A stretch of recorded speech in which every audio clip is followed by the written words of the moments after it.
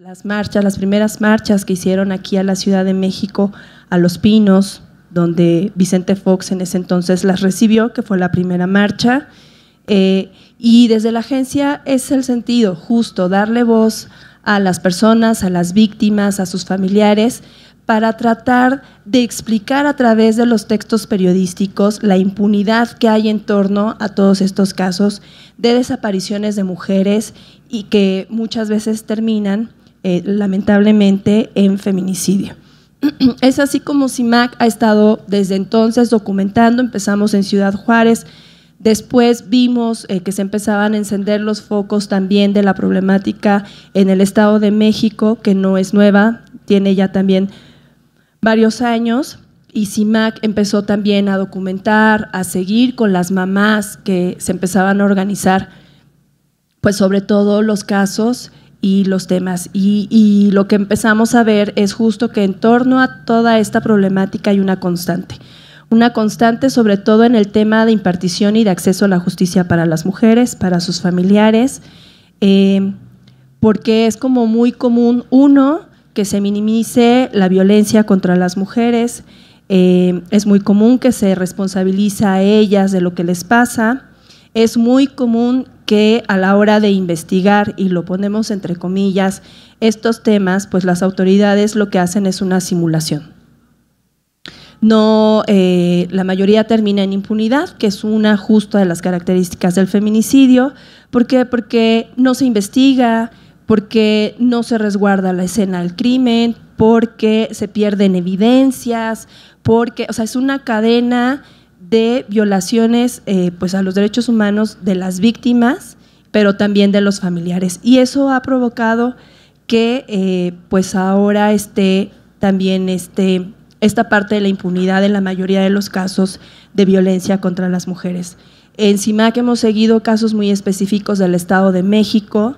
Está el caso de, por supuesto, que es muy conocido mediáticamente, de Irinea Buendía, que es mamá de Mariana Lima, que lo empezamos a documentar. La señora se acercó con nosotras pues desde el principio, 2010, nos buscó y bueno, empezamos a darle seguimiento hasta que finalmente obtiene ella una sentencia de la Suprema Corte de Justicia de la Nación por el caso de feminicidio, que es el primero que llega a la Corte, y que pues la Suprema Corte determina que que todos los casos más bien de violencia contra las mujeres deben ser investigados como feminicidio.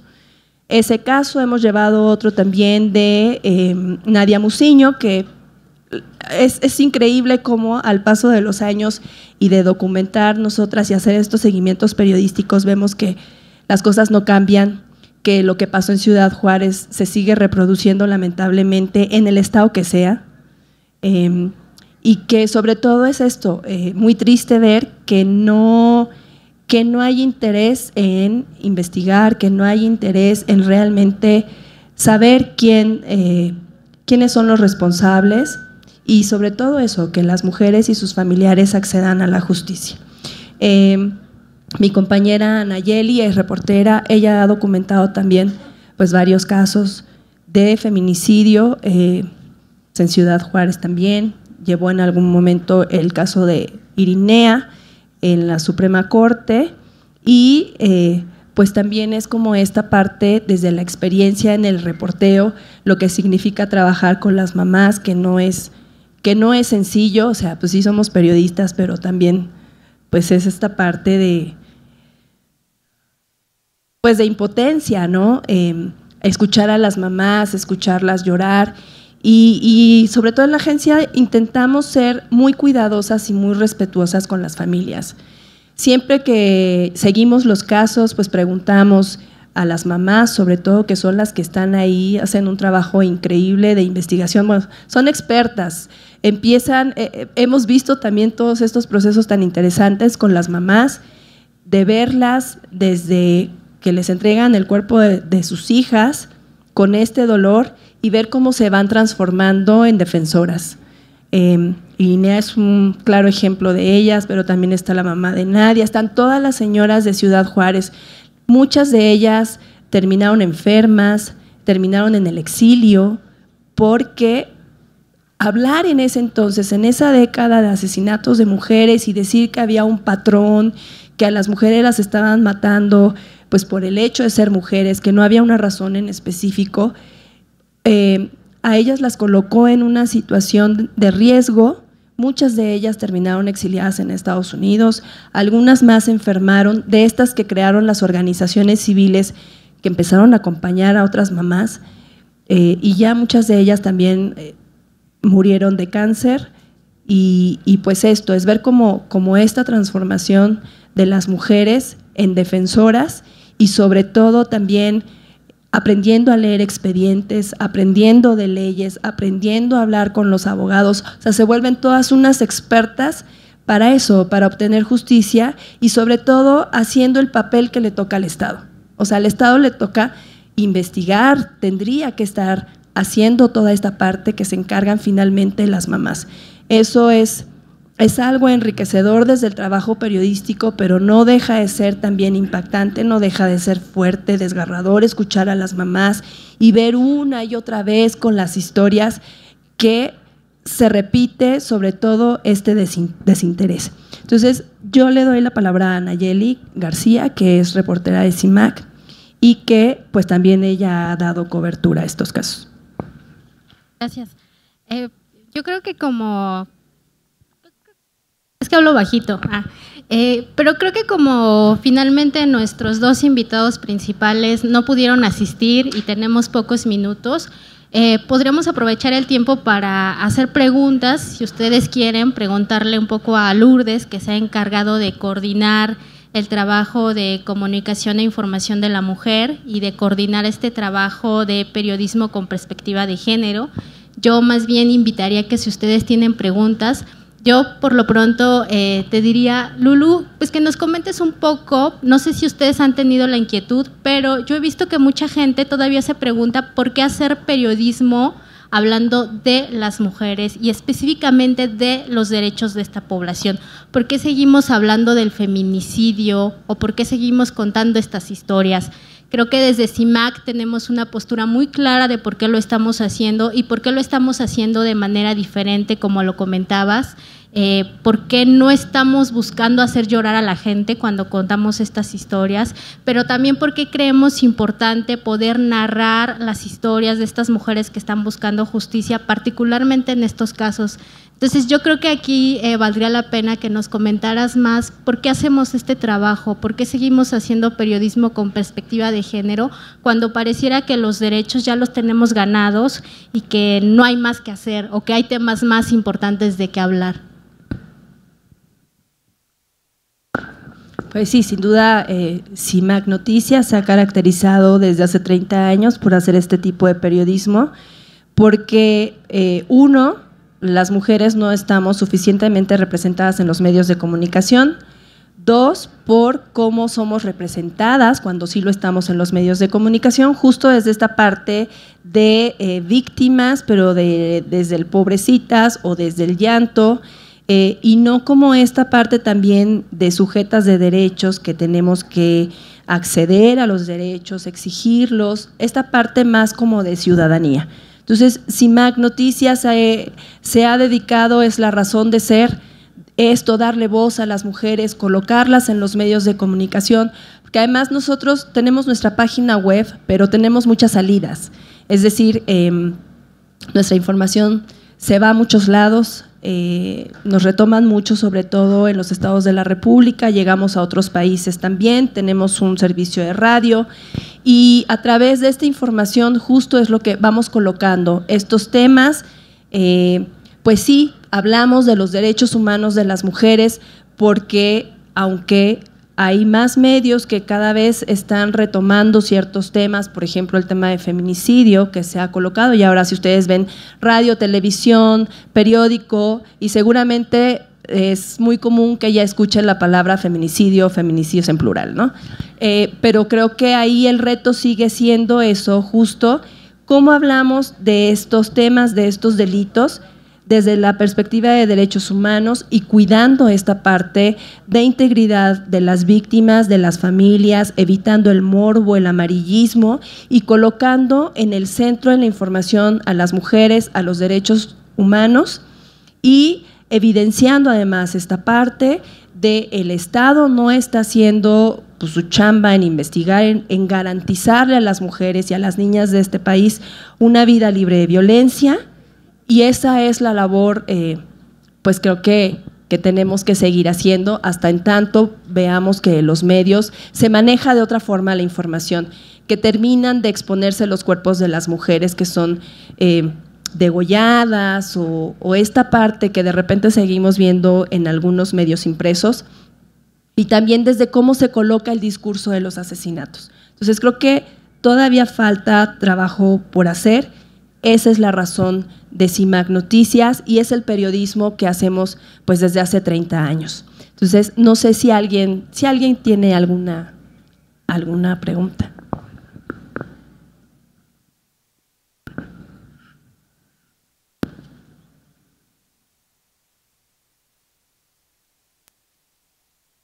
Hola, buenas noches. Yo soy Gisela.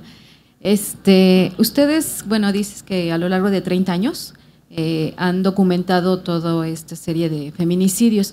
¿Ustedes a qué atribuyen la indolencia del gobierno? O sea, ¿por qué no ha parado esto? Yo una vez hice un programa cuando hacía Carmen Aristegui El Círculo Rojo y me tocó escribir los nombres, eran 500 nombres. Yo hacía operaba el operador de digitales en la empresa en la que yo estaba y me tocó escribir los nombres de cada víctima. En ese tiempo eran 500, pero se hablaba de muchísimas más, ¿no? También me tocó asistir a una conferencia de geobrujas, que también ellas documentan los feminicidios, y en el Estado de México ellas comentaban que había muchísimas más víctimas que en Ciudad Juárez. Entonces, ¿a qué se debe esta indolencia o desprecio o qué es lo que sucede que no para, que no se termina, que no se llega pues a la protección, ¿no? Real? Bueno, y la violencia contra las mujeres pues las vivimos todo el tiempo, ¿no? Todo yo soy mamá de 2 varones y luego discutimos eso, ¿no? ¿Por qué seguimos el feminismo? ¿Por qué continúa la lucha por el respeto y la igualdad? Pero ¿por qué el gobierno no sucede nada? O nosotros como sociedad pues seguimos atomizados, cada quien indiferentes. ¿Qué es lo que hace que esto siga y siga sin parar? Bueno, yo creo que una respuesta quizás fácil podría ser porque la vida de las mujeres no importa. O sea, ustedes pueden echar una mirada a las recomendaciones de organismos internacionales, a los informes de organizaciones civiles y van a encontrar varios elementos, pero en resumen diría, la vida de las mujeres no importa, nunca ha importado, y por eso todas estas herramientas y mecanismos institucionales que están creados para no servir, para finalmente dar la vuelta a las cosas. ¿Por qué si se ordena una investigación, la investigación no se hace? Porque no importa, ¿no? Porque no vale la pena, porque ¿para qué gastamos recursos en proteger a las mujeres, en garantizarles justicia, en enviar el mensaje de que aquella que sea violentada o asesinada va a tener reparación del daño? Pues porque finalmente es un tema, y digo, esto pareciera igual una respuesta fácil, pareciera que al decir es un tema cultural no tiene solución. Creo que desde nuestro punto de vista sí tiene solución, pero es un tema tan arraigado, la violencia de género, no solo la feminicida, no solo el asesinato, otros tipos de violencia, la violencia más común y más sutil, es tan común que de repente le dejamos de poner atención, y cuando le ponemos atención ya no hay mucho que hacer, ¿no? Ya no hay mucho que hacer de parte de las autoridades y por eso no logramos respuestas. Yo creo que finalmente lo primero que encontramos es esto de hay temas más importantes, por eso los medios de comunicación y las instituciones se dedican a temas más importantes, por ejemplo en los contextos electorales, hablemos de la democracia, pero de la economía y del empleo, y no hablemos de derechos de las mujeres o de una vida libre de violencia o estas otras cosas, ¿no? ¿Por qué? Porque se cree que realmente son cosas personales, privadas, en las que el Estado no debe intervenir cuando no. En realidad lo que estamos diciendo es que estos son problemas que nos atañen a todas y a todos y que por lo tanto debe de haber herramientas de prevención y de atención. Y de parte de las instituciones y del Estado creo que esa parte no ha quedado clara. No, yo agregaría esta parte que comentaba hace rato, la impunidad. Desde el primer momento yo creo que empezamos con Ciudad Juárez. Si hubiera habido castigo a lo mejor para esos primeros asesinatos, a lo mejor, no sé, yo quiero imaginar que no estaríamos en las condiciones en las que estamos. Si hubiera habido un castigo ejemplar, si se hubiera investigado, tal vez las dimensiones de lo que ahora tenemos sería menor. Pero tiene que ver justo con esta parte, por lo menos de los casos que hemos seguido en la agencia al escuchar a las mamás. Sí hay es un desinterés, ¿cómo explicarlo? Sí, no importa, o sea, no importa. Por ejemplo, escuchando a las mamás que entrevistamos del Estado de México, es como había un caso en que la señora tenía que darle dinero a los policías, les cargaba el celular, les daba para la gasolina, para que fueran a investigar. Y ella iba cada semana a llevarles un reporte de lo que ella encontraba, porque ellos no investigaban. O sea, de eso estamos hablando. Y no es el único caso. O sea, se repite y se repite en las historias y en las entrevistas que hacemos en la agencia. O sea, el libro de Humberto, que ahora no vino, de las muertas del Estado, pues documenta todo eso, ¿no? O sea, uno lee los casos y dice, esto lo acabo de leer en la otra página. Y esto mismo lo dijo la otra señora. O sea, porque es el mismo patrón. En realidad, pues sí, no hay un interés, porque pues sí hay cosas más importantes, ¿no? O sea, ya lo dijo en alguna ocasión el propio gobernador del Estado de México, ¿no? Erubiel Ávila. En un estado, efectivamente, donde la violencia contra las mujeres se exacerbó, se salió de control y ahora es una de las entidades punteras, digamos, de violencia contra las mujeres, y pues Erubiel dice, hay cosas más importantes que investigar que el feminicidio.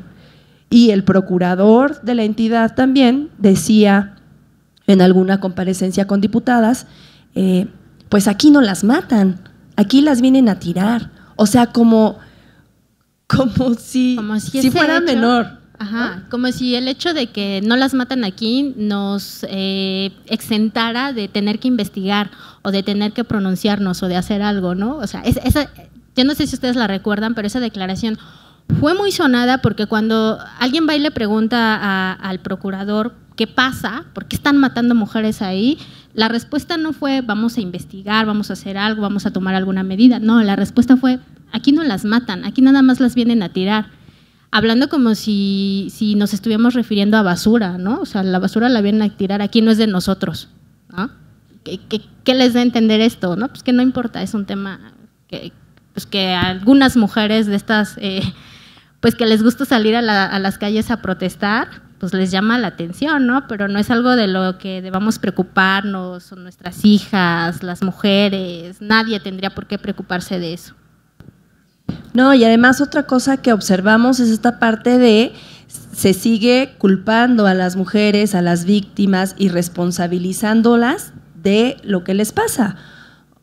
Lo mismo, y perdón que insista tanto con Ciudad Juárez, pero es que es el referente y es como el camino, ¿no? O sea, ¿qué decían los gobernadores en Ciudad Juárez? Eso les pasa por andar solas, por andar de noche, por vestirse así, por andar con malas compañías, se fue con el novio, señora, no se preocupe, al rato regresa, seguro anda de fiesta, señora, pues ¿qué le hizo? O sea, y pareciera como de risa o como de novela, pero la verdad es que en la actualidad, pues lo vemos, o sea, lo seguimos escuchando y leyendo en los medios, ¿no? O sea, esta actitud también de las autoridades de minimizar, de decir, pues se fue porque anda de fiesta, al rato regresará, cuando es vital. Recordemos a Lesbi. El caso de Lesbi, por ejemplo. ¿Por qué asesinaron a este estudiante en Ciudad Universitaria? Porque estaba de noche en Ciudad Universitaria, porque estaba bebiendo y porque estaba con su novio. Y recordemos el caso de Mara. ¿Por qué la violó y la asesinó un conductor de Uber? Porque bebió y se quedó dormida, ¿no? Finalmente, ¿quiénes son las culpables? Las mujeres. Esto que dices, ¿no, Lourdes? Desde Ciudad Juárez, las mujeres han sido las culpables de su muerte hasta hoy. Hasta hoy siguen siendo ellas las culpables, y no de su muerte, porque al final de cuentas no son las muertas de Ciudad Juárez ni las muertas del Estado de México, son mujeres asesinadas, porque nosotras siempre tratamos de reiterar, no es que se murieron de gripa, las asesinaron, y ni siquiera es que las mataron de una lesión. Muchas veces bien son torturadas, les cortan el cuello, les hacen miles y miles de cosas que muchas veces vemos reflejadas en periódicos o en medios de comunicación. No sé si esto nos ayuda a entender o a atender el problema, pero no son las muertas, son las mujeres asesinadas, y no son asesinadas de la manera más fácil. Hay saña y hay ventaja en estos delitos. Sí, que esa parte también es importante, ¿no? El cómo decimos las cosas y el lenguaje, que hay que cuidar sobre todo esa parte. ¿Alguna otra duda? ¿Comentario? Sí, señor.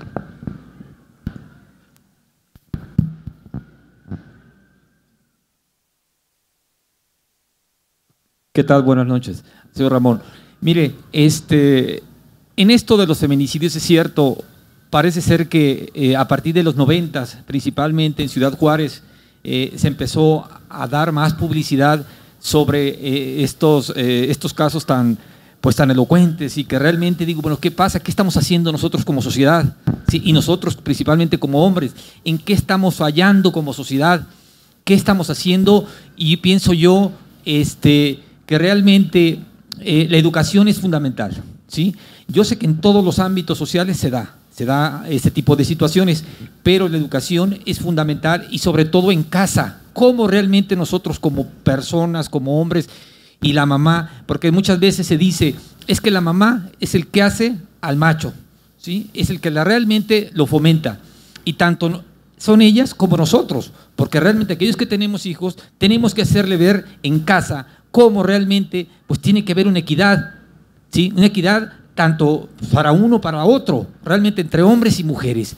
Es fundamental los ejemplos que le demos, y no tanto las palabras, no tanto decir ¿qué crees? Tienes que hacer esto, sino que realmente nosotros como padres hacerles ver a un hijo que realmente en la vida tenemos que ir modificando todas esas actitudes paternalistas o micromachistas que realmente nos hicieron ver y que es lo que ha repercutido en este tipo de situaciones, y que cada día es cierto en el Estado de México. Yo soy del Estado de México, pero no solamente es ahí, es en todo el país, y que nosotros tenemos que ir cambiando esa actitud ante la mujer, porque realmente pues lo veo también ahí en el metro, que ya ahora nos dividen, ahora decir ¿qué crees? Las mujeres para acá y nosotros los hombres para acá. En los 60 la educación empezó a cambiar. Me acuerdo cuando yo llegué a tercer año de primaria, fue cuando se hicieron mixtos los grupos, ¿sí? Ya fueron hombres y mujeres, porque anteriormente en los 66, 67 eran exclusivamente o hombres o mujeres, y ya se cambió. Y digo yo, ¿cómo es posible que ahora estamos retrocediendo y la misma sociedad, o no sé, aquellos que están encargados de modificar y para tratar de cambiar esa actitud ante la otra persona, nos están regresando, cuando realmente deberíamos de convivir? Porque realmente para mí es muy importante la convivencia con la mujer, y sobre todo darle el respeto, pero yo pienso que para mí, que no nos dividan, porque lo único que están haciendo es decir mujeres para acá y hombres de este lado, y eso es lo que pues cada día veo como que hay más encono quizá, y pues eso necesitamos modificar todas esas actitudes, sobre todo dentro de la familia.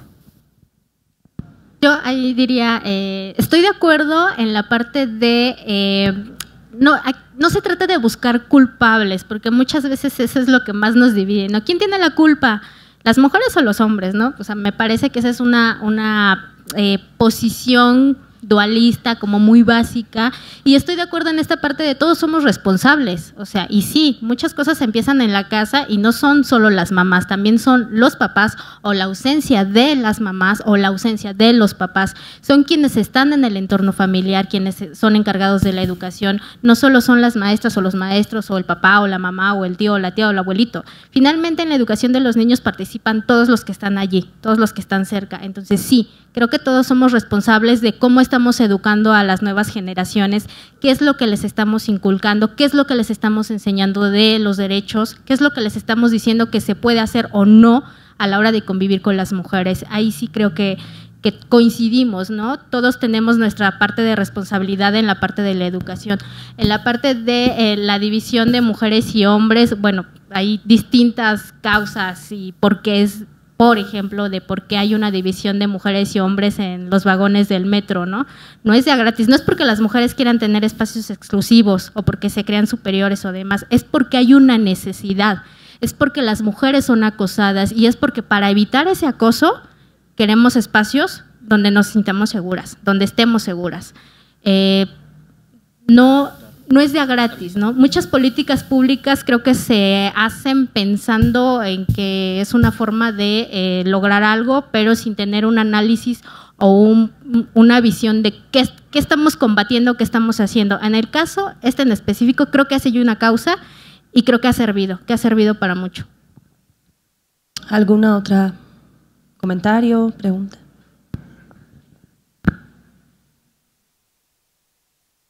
Buenas noches, soy Jessica, soy mamá soltera, tengo 2 hijos.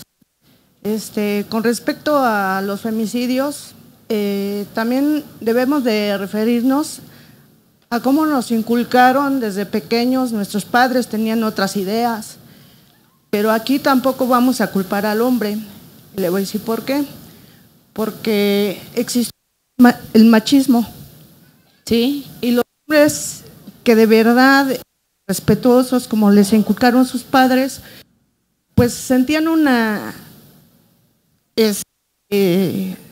una impotencia al poder faltarle el respeto hacia sus hermanas, a su mamá, y les quedaba esa secuela.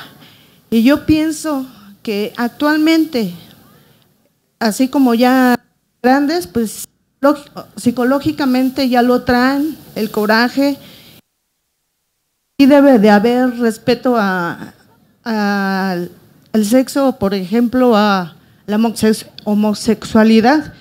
Hay mucha discriminación hacia nosotras las mujeres. Yo soy de LGBT, sí, y he pasado muchos acosos de parte de los hombres, pero porque tienen mucho machismo, ¿sí? Y pienso que eso es lo que trae las secuelas, el coraje hacia nosotras, pero no estoy hablando en plural de todos los hombres.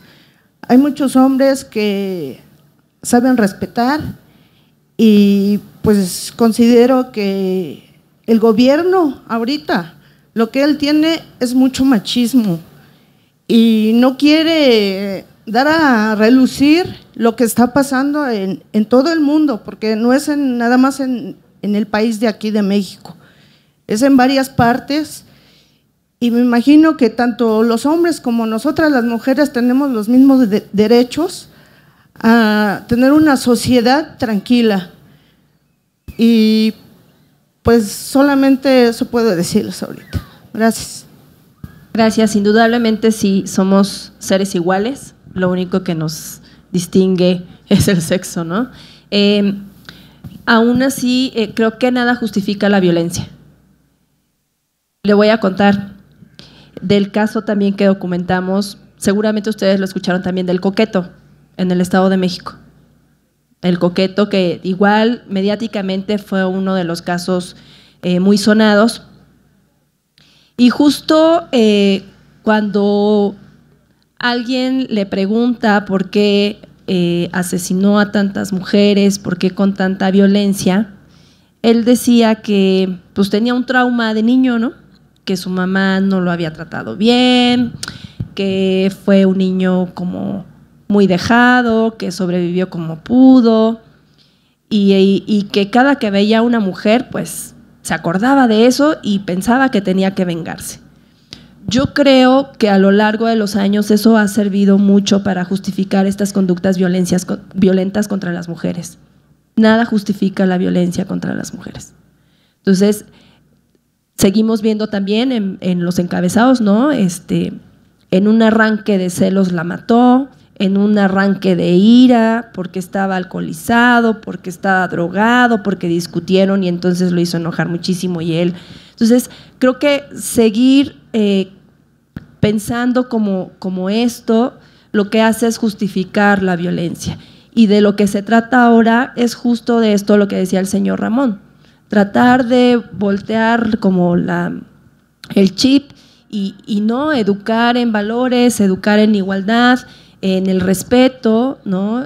Tan respetable y digna la vida de un hombre como de una mujer, y en esta parte que no nos hagamos sin querer como cómplices de esta violencia, justificando con estos discursos, y también pues no viendo como normal ya la violencia, ¿no? Que es otra cosa que creo que como sociedad nos pasa, es como esto de pues ya encontraron a otra, ya se murió otra, ya mataron a otra, que nos va haciendo como esto, como si fuera algo normal, y no es normal. Creo que el hecho de que las mujeres desaparezcan, que las niñas desaparezcan o que aparezcan asesinadas no es normal y nos habla de que algo no está bien y que nosotros como sociedad pues no debemos naturalizarlo.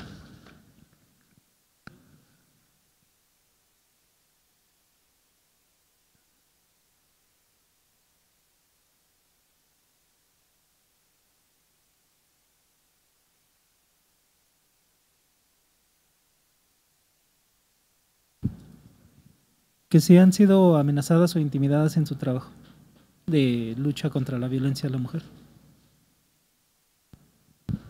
Pues no, afortunadamente, bueno, directamente quien lleva los casos no, pero sí hemos sufrido 2 allanamientos en nuestras instalaciones.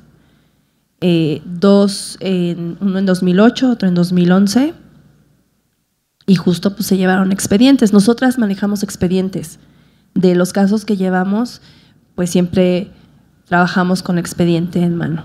Entonces, pues los allanamientos, que es tal vez alguna forma indirecta, ¿no? Sí, yo sí tengo una pregunta. ¿Hasta qué punto consideran ustedes que la gente que llega a violentar a una mujer de manera tan brutal es una persona sana o es una persona así?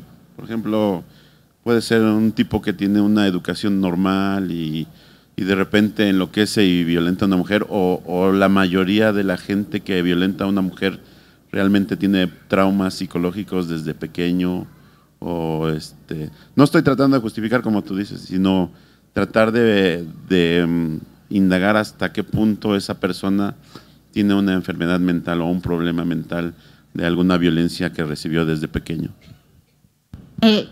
Creo que está relacionada con la pregunta que nos hacían por acá. Yo creo que un poco lo que decía Lourdes, es muy peligroso creer que quien violenta a una mujer tiene alguna enfermedad o que tiene algún trauma.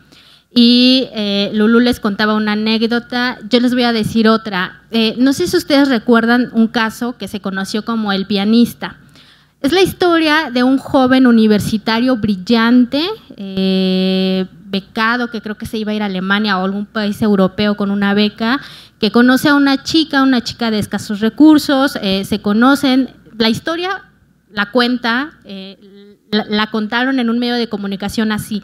Se conocen, él le cuenta que él es estudiante, que está becado, que conoce mucho, que ha viajado por el mundo, que tiene estudios y demás, y entonces ella se empieza a reír, se burla de él, y él, en un ataque de ira, la mata. Y entonces la historia era, porque aparte era un joven pianista que no tenía piano, pero que se iba a una tienda, a una de estas centros comerciales donde venden instrumentos musicales, y tocaba el piano, y deleitaba a quienes pasaban por ahí con la música. Pero esta mala joven, que conoció, que se burló de él y que no creyó que él fuera tan brillante, lo hizo sentir tan mal que él, en un ataque de ira, la asesinó. Y entonces, digamos que este es el tono en el que se cuenta la historia, que es un caso real, pero entonces empieza a decir, bueno, en un ataque de ira, este joven que traía algún trauma, que era tan brillante y tan bueno, que era un buen elemento de la sociedad, termina matando a una joven. Y ahí es cuando digo, claro, lo que dice Lourdes es cierto. Es muy peligroso pensar que quien violenta a alguien es porque tiene un trauma o es porque tiene algún problema psicológico, porque al final de cuentas esto se usa como una forma de argumentar que él no tuvo la culpa. Nuevamente, la culpa la tienen las mujeres, ¿no? La culpa la tienen por ser celosas, por andar exigiendo cosas, por andar burlándose o demás, ¿no? ¿Qué tanto sabemos de si existe esto o no? Yo creo que no lo sabemos, pero creo que no debería de ser el elemento principal para una investigación o para una acusación moral. Es decir, si alguien mató a una mujer o si una mujer mató a un hombre, y tenemos ahí el caso de la Mataviejitas que ustedes recordarán, una señora que fue igual, abandonada por su madre, maltratada y que entonces en forma de venganza mataba a adultas mayores, tenía un trauma. Y pobre señora porque mataba a las otras señoras, ¿no? O sea, finalmente terminamos justificando. Entonces creo que es muy peligroso usar esto y me preguntaba, ¿qué tanto sabemos o qué tanta certeza hay de esto? No la hay, pero no la hay ni siquiera porque nosotros no lo estemos viendo, no la hay porque no es un elemento de investigación. O sea, de repente vemos como estas películas y series de investigaciones periciales y demás, donde se hacen unas investigaciones así grandilocuentes, donde se analiza el perfil psicológico, las pruebas, los archivos digitales, se resguarda la escena del crimen. Bueno, en México no hay nada de eso. Entonces no tenemos ningún elemento para suponer o descartar estas posibilidades, aunque desde mi punto de vista no tendría que ser el elemento principal en una investigación o en una acusación moral. Y ahí nada más sumaría que desde la agencia, como les comentaba en un principio, le damos voz a las víctimas, a los familiares. Entonces no tanto hacemos como esta investigación periodística de los perfiles de los agresores. Nos vamos más como con esta parte periodística del caso, acompañar el caso desde esta parte periodística, somos periodistas y pues desde ahí también como esta parte que no tenemos certeza. ¿Tienen alguna otra pregunta?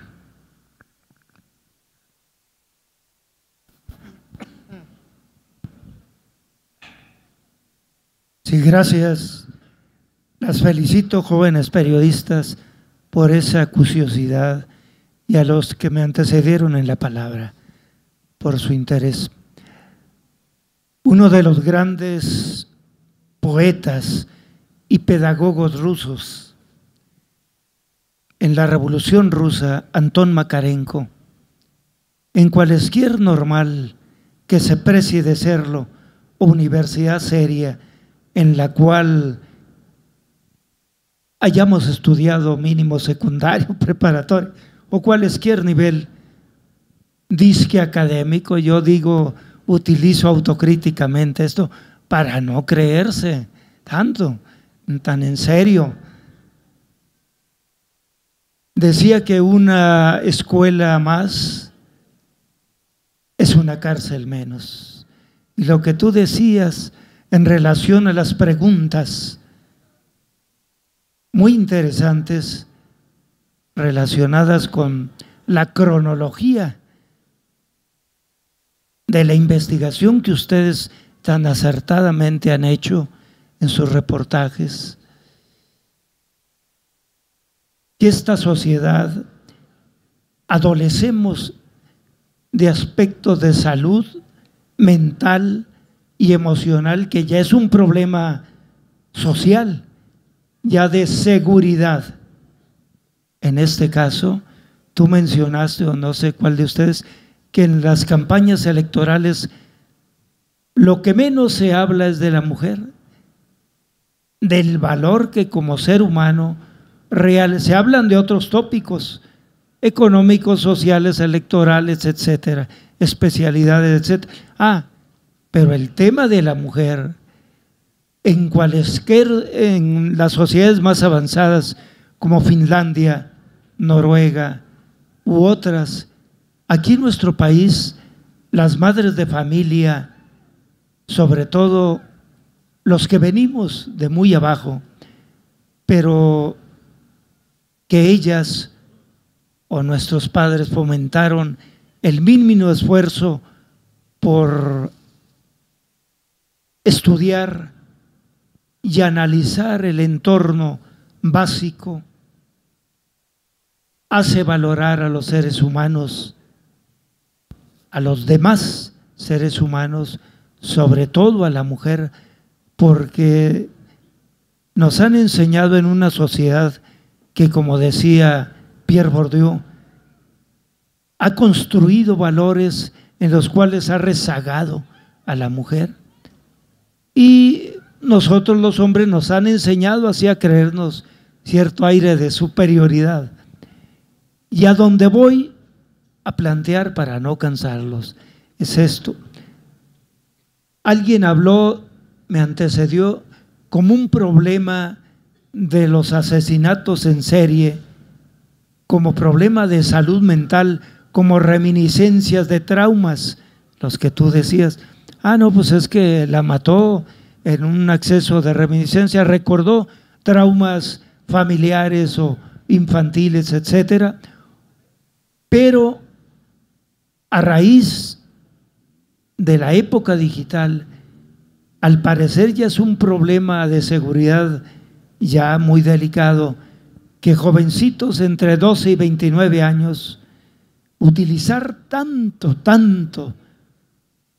el aspecto de los celulares, sobre todo, o aspectos digitales en niños entre 5 y 12 años y posteriormente entre 12 y 29, pasan muchos programas de pornografía infantil simulados o de violencia extrema a través de caricaturas, sea cuales fuere,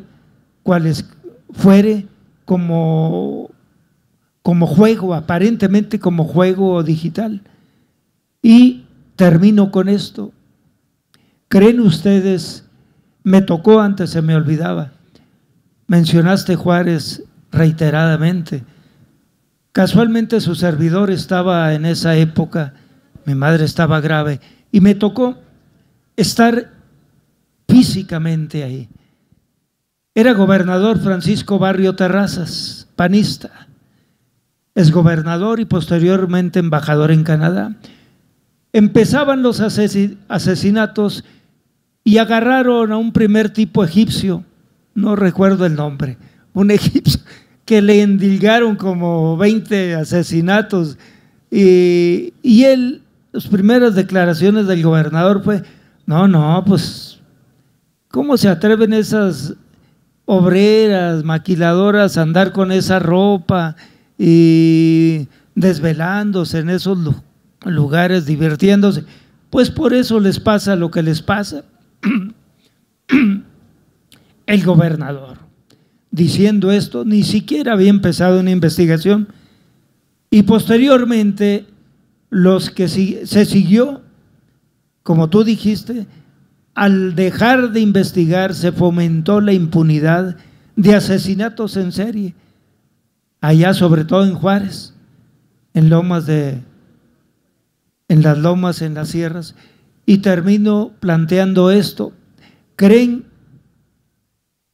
que la educación como forma de solidaridad, de enseñanza en los valores del respeto de unos a otros, en este caso a las mujeres, como célula básica familiar, creen ustedes que la educación y también el uso de la era digital, que podría ser un poquito equilibrada, porque se está viendo que en efecto tantas horas y horas, sobre todo de cierta temática de violencia instantánea en hechos reales al momento? ¿Creen ustedes que la educación a través de la política o de políticas públicas que enseñara valores a todos nosotros, como dijo un señor, a todos. ¿Sería posible equilibrar el respeto, sobre todo a las mujeres y de unos a otros? Sí, creo que como lo comentamos hace un momento, la educación es básica, es fundamental para ir instalando valores en las personas y en este sentido contrarrestar esto que mencionaba, ¿no? Todo lo que estamos viendo a través de redes sociales, de Facebook, Twitter, Instagram y demás, que no siempre es la mejor información, ¿se puede contrarrestar? Sí, yo creo que sí, en las escuelas y en la casa. Finalmente, el ejemplo que ven las niñas y niños es lo que seguramente van a hacer, ¿no? Entonces, sí es fundamental, ya lo comentábamos, creo que sí ayudaría y también ayudaría que las personas empiecen a preguntar qué podemos hacer, porque muchas veces vemos los asesinatos tan lejanos, ¿no? En Estado de México y no estamos ahí, o Ciudad Juárez y en el 93, o sea, parecieran cosas tan lejanas y nos preguntamos, bueno, ¿y yo qué puedo hacer? Yo no puedo hacer nada, ¿no? O sea, qué mal que las matan, ¿no? Qué mal que no haya justicia, pero bueno, ya. Eso es en otro lado, ¿no? Y creo que sí podemos hacer cosas, ¿no? Desde sumarnos a estas mujeres, muchas veces adultas mayores que están peleando por justicia para sus hijas, desde los hombres de acompañar a las mujeres, o sea, de ser solidarios, de no acosar, de no violentar, de escuchar y de dejar espacios para ellas. Yo creo que se puede hacer mucho y desde ahí podemos ir construyendo nuevas formas de convivencia que permitan que la violencia, deje de ser algo normal, como decía Lulú, que no se vea como de, bueno, pues eso pasa y va a seguir pasando y no se puede hacer nada. Y por allá creo que hay otra pregunta. Y podemos ir cerrando porque ya nos van a correr. Una más. Sí, voy a ir cerrando un poco la mesa, porque yo tengo dos cosas en la cabeza que dando vueltas se me vino, las fui pensando. Una, hace un par de años yo hice un trabajo con es la Oficina de Defensoría de los Derechos Infantiles. Es un grupo de psicólogas internacionales, la ODI. Y en el tema de lo que ustedes hacen me surge una duda, o sea, en lo que han investigado, las cosas que han hecho, a mí lo que me tocó hacer es ir con abogados, con doctores en derecho y con investigadores del derecho, y lo que está haciendo la ODI es hacer cursos para que cuando se encuentren con un caso de un infante, de un niño, niña o adolescente, pues sepan cómo llevar el caso. En ese aspecto, lo que ustedes han investigado, se han encontrado con estas complicaciones de que los jueces, los MPs, no están debidamente preparados. O sea, más allá de lo que decían, ¿no? De que no se investiga correctamente, de que no hay una metodología clara, de que no es, queda en segundo o tercer plano lo que pase con una mujer. Pero supongo que se han encontrado con dos cosas. Una es que no se investiga o se investiga mal o no están ni siquiera preparados los jueces para poder hacer frente a un caso. O sea, revictimizar no solo a la familia, ¿no? Que es una de las cosas más comunes que nos suceden a todos cuando pisamos un MP. Pero por el otro lado, les ha tocado hacer, por ejemplo, algún extrañamiento, algún señalamiento, y que eso, diciendo aquí puede pasar algo, aquí está sucediendo algo, y que termine en un feminicidio, ¿no? O sea, ¿les ha tocado algo así? ¿Cuál ha sido su experiencia en ese sentido? Como un caso anunciado de que podría suceder y ha sucedido. Tenemos el caso, por ejemplo, el de Emma Gabriela en Yucatán, esta mujer que estaba peleando la custodia de sus hijos menores de edad con su expareja, que era un empresario ligado al gobernador, que ella siempre dijo, quiero la custodia de mis hijos, la estuvo peleando, la encarcelaron, le fabricaron delitos fiscales, pidió medidas de protección, dijo mi expareja es peligrosa, me puede hacer algo, lo denunció públicamente, acudió con diputadas, acudió con organizaciones civiles y finalmente este año la asesinan. Así, la asesinaron. Ella lo avisó, lo dijo muchas veces y nadie pudo hacer nada y la mataron. O sea, ¿esto puede pasar? Sí, sí puede pasar. Es tan grande el nivel de impunidad y de desinterés en estos casos que tú puedes decir, me están violentando y me pueden matar y nadie va a hacer nada y te van a matar. O también el caso de Marisela, Marisela Escobedo, mamá de Rubí, igual. O sea, la señora investigó, ella armó su línea de investigación, supo finalmente quién violentó a su hija, quién la mató, y había recibido amenazas, una serie de hostigamientos, persecuciones, y pues también la asesinaron, ¿no?, a las puertas del Palacio Municipal. Sí, sí ha pasado. Y ahora, antes de pasar con usted, voy a hacer algo muy poco usual. Digo, en teoría esto debería haber sido más normal porque el compañero debió de haber subido, pero me llama mucho la atención, que es fotógrafo, ¿qué es lo que documentas? O sea, y lo complicado que debe ser digo, yo también me dedico a la fotografía y he tenido que hacer, o sea, fotografía para documentar pues, situaciones complicadas, cosas fuertes, pero en tu caso en particular sí me gustaría tener la perspectiva de un fotógrafo que está en este medio, porque es difícil, es muy duro. Y pues uno como hombre, pues digo, no es algo fácil. Entonces, no tienen otras condiciones para laborar.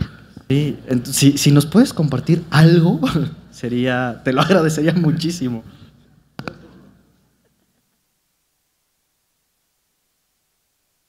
Él es César Martínez López, es fotoreportero y se ha dedicado a acompañarnos en la documentación de casos de feminicidio y de otras temáticas en CIMAC Noticias.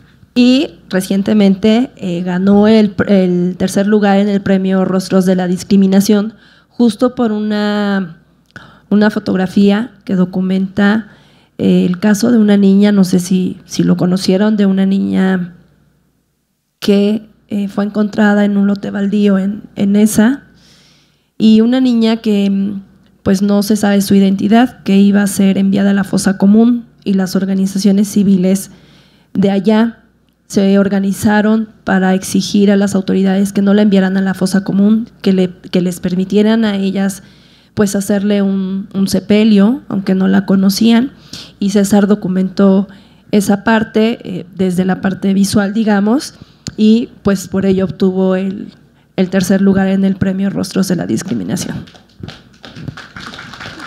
Gracias. Bueno, trataré de ser breve. Sí es complicado. En un principio, cuando yo entré, pues sí, yo no, digamos, entré con un rollo de hacer unas prácticas profesionales en CIMAC, y poco a poco me fui documentando, ¿no?, el tema de género, el tema, bueno, el feminismo como tal, pero ya en la cobertura diaria me di cuenta que como hombre sí lo veo que es más sencillo para nosotros, tenemos más apertura porque se da por hecho, somos hombres, entonces entramos a cubrir algo y veo que a las compañeras les cuesta mucho más trabajo, ¿no? Entonces ahí empezamos en la agencia un poco como a trabajar esta parte.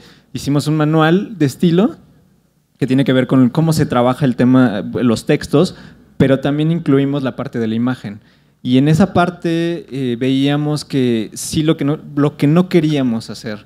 ¿Qué era? Por ejemplo, lo que hacen algunos otros medios en el tema de feminicidio, exponen en la fotografía a la mujer, ¿no?, cómo la encontraron, es muy visual, ¿no? Entonces para nosotros era más un reto de cómo hacer eso mismo sin mostrar a la mujer, sin mostrar el cuerpo de la mujer, porque de por sí ya eso es un hecho violento. Ahora ponerlo en una imagen era mucho más violento. Es una postura editorial desde la agencia, ¿no? Entonces, a mí me toca también una compañera, Laura Hernández, que era productora de televisión, pues también empezamos a trabajar esa situación. Y pues ya llevo un rato ahí, ya llevo más de 10 años ahí trabajando. Y bueno, este último año, precisamente lo que comenta Lourdes, es que era como ir más allá, no nada más ir a cubrir los eventos o ir a cubrir una marcha, sino hacer una propuesta visual, era hacer una propuesta desde la perspectiva de género.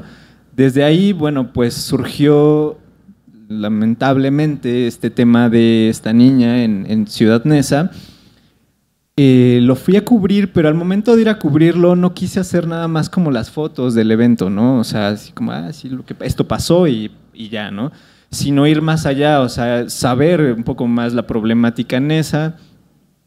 Resulta que es uno de los municipios que tiene la alerta, tiene alerta de violencia de género y cómo se relaciona esto de las leyes con lo que está sucediendo como tal. Es decir, una de las, se me fue el nombre, pero es uno de los agravantes para que se tipifique como feminicidio es que el cuerpo de la mujer esté expuesto en la calle, o sea, esté ahí y esté visible, porque esa es una forma de violentar a las mujeres. Entonces, desde la agencia lo que hicimos fue ir retratando de manera gráfica esta situación que está pasando en esa, pero con estos contextos. O sea, para que también no nada más, pues digamos, pues qué feo, ¿no? Pasó esto y qué mal, ¿no? Sino que hay algo detrás ahí. Después, bueno, estuvimos dándole seguimiento con algunas compañeras activistas que estuvieron yendo a Tlalnepantla, que estuvieron yendo al municipio de Neza, al Palacio Municipal, y pues de ahí fuimos formando como más una historia, pero desde lo gráfico. Ya después decidimos que también daba para hacer un texto, también compañera Hazel, ¿no?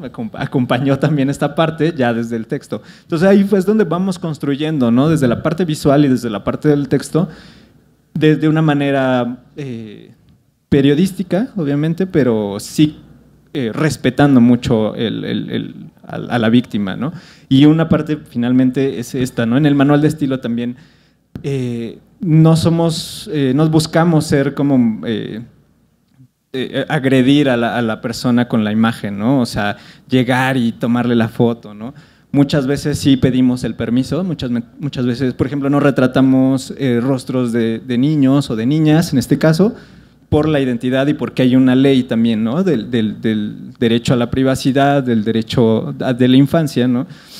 Y eso también lo vamos respetando periodísticamente, ¿no? Y entonces eso para nosotros también es un reto y es cómo fotografiamos esas situaciones sin la agresión, sin revictimizar desde la imagen. Y bueno, pues sí, es un diario, ¿no? Es constante, todos los días hay que estar como pensando cómo hacer esa imagen, pero también es grato poder presentar este tipo de trabajos y bueno, que al final pues sean reconocidos, ¿no? De manera pues institucional. CONAPRED reacciona también a esto y eso es importante, ¿no? Que esté ahí el tema y que lo estén viendo como un tema que hay que ponerle ojo, ¿no? Entonces desde lo periodístico pues también es satisfactorio, ¿no? No sé si respondo a tu pregunta.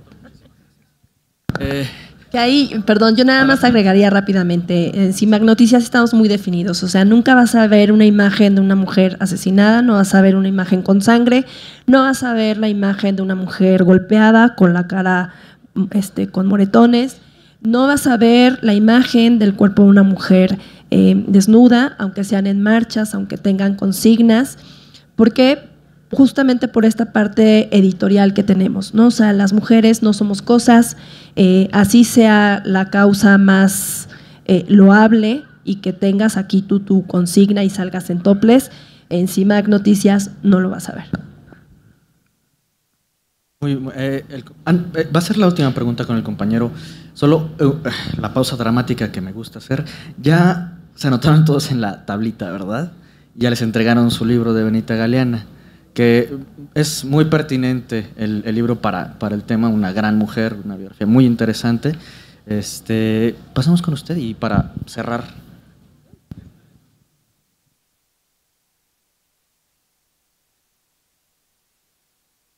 ¿Qué tal? Buenas noches. Mi nombre es Alejandro Tirso Pérez. Yo no tengo información si hay más feminicidios o menos feminicidios que en el pasado. Pero yo creo que las redes sociales nos han ayudado a conocer las evidencias, a conocer no tanto como nota roja, sino como indicadores. Por ejemplo, el Estado de México es el estado que más feminicidios existe. Mi pregunta va encaminada a lo siguiente. Si no hay un indicador plasmado o que el gobierno haya sacado, ¿cuáles son las tendencias de los problemas que la gente puede tener para llevar a un feminicidio. Si es que si tienen ese tipo de información. La segunda parte de las tendencias. Sí, las tendencias. ¿Cuáles son los motivos que pueden ser parámetros para poder más o menos ubicar en qué media podemos encontrar ese tipo de información? Bueno, sobre las cifras de feminicidio, hemos enfrentado este problema de… hay muchas cifras sobre feminicidio, hay una danza de cifras. Entonces, quien quiera saber cuántos feminicidios se cometen en México al día, a la semana o al año, puede tener varias fuentes. Puede irse al Instituto Nacional de Estadística y Geografía, al INEGI, ahí pueden ver datos. Pueden ir al Sistema de Información en Salud de la Secretaría de Salud, donde registra las defunciones violentas. Puede irse a la Procuraduría General de la República y a las procuradurías donde registran las denuncias por homicidios. Pueden irse a los informes de la Comisión Nacional para Prevenir y Erradicar la Violencia contra las Mujeres, la CONAVIM de la Secretaría de Gobernación, que también tiene informes. Es decir, depende de qué dato quieras saber y de dónde quieras obtener la información. Hay muchas fuentes de información, pero el problema es que muchas no coinciden. O sea, no es lo mismo el número de denuncias penales que el número de actas de defunción del sistema de salud. Y entonces, certeza no hay.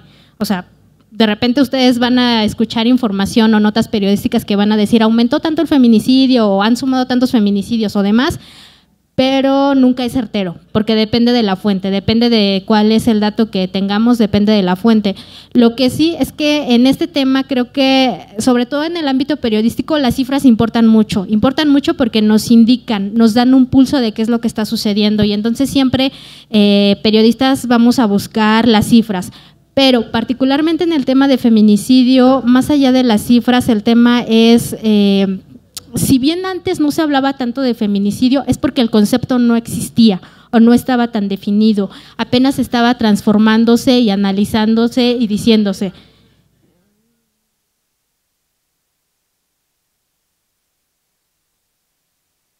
Claro, sí, y podemos irnos un poco al tema cultural y analizarlo ahí.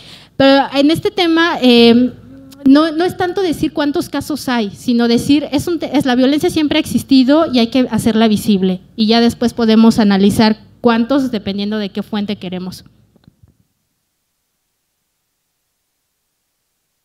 El tema da para buen rato, ya ven, ustedes que tenían medio pánico ya fueron agarrando vuelo y podríamos seguirnos un buen rato. A mí me quedan muchas cosas que me gustaría que abordáramos, pero me gustaría más bien comprometerlas a que continúen con nosotros en otros espacios que vayamos a tener el próximo año, para que continuemos hablando del tema.